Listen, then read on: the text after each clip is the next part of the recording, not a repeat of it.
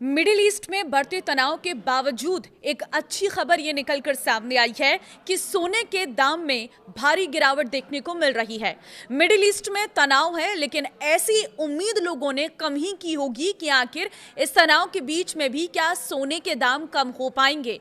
अब ऐसे में ये बहुत अच्छी खबर आ रही है। कितने दामों में गिरावट हुई और आगे क्या है और इसका असर कितना मार्केट पर पड़ेगा, पूरी रिपोर्ट दूंगी। इस वीडियो को लास्ट तक जरूर देखना।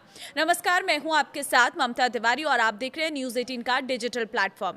मिडिल ईस्ट में बढ़ते तनाव के बावजूद सराफा बाजार से ये राहत की खबर है। शनिवार 7 मार्च को सोने और चांदी की कीमतों में गिरावट दर्ज की गई है। पिछले कुछ दिनों से सोने के दाम लगातार बढ़ रहे थे, लेकिन अब बाजार में मुनाफा वसूली के कारण कीमतों में थोड़ी नरमी आई है। भारत में 24 कैरेट सोना करीब 1,61,000 रुपए प्रति 10 ग्राम के आसपास चल रहा है। दिल्ली में 24 कैरेट सोना करीब 1,61,000 रुपए प्रति 10 ग्राम है।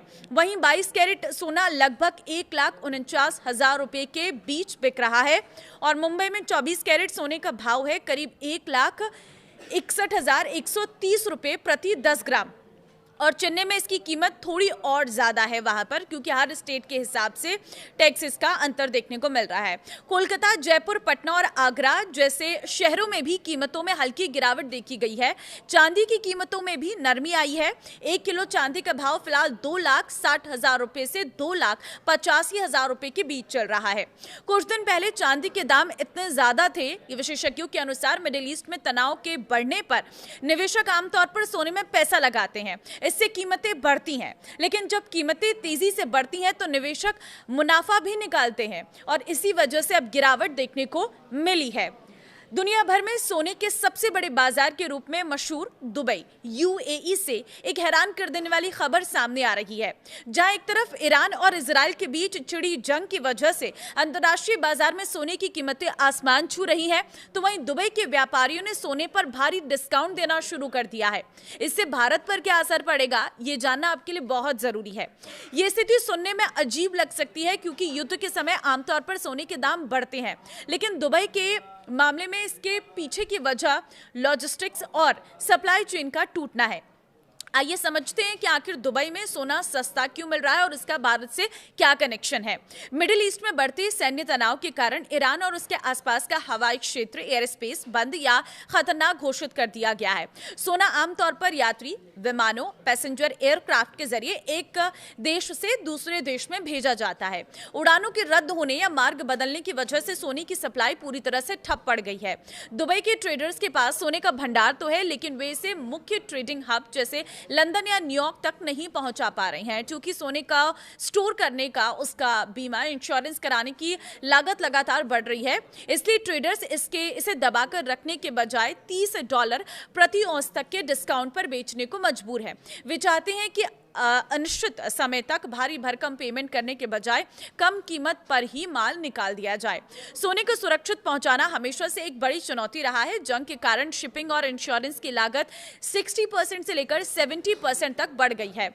हालांकि कुछ ट्रेडर्स ने ओमान या सऊदी अरब के रास्ते जमीन से सोना भेजने का विचार किया है, लेकिन बॉर्डर पार करने में शामिल जोखिम और सुरक्षा चिंताओं की वजह से कंपनियां हिचकिचा रही हैं। जल्दी डिलीवरी की कोई गारंटी न होने के कारण कई खरीदारों ने अपने नए ऑर्डर भी रद्द कर दिए हैं।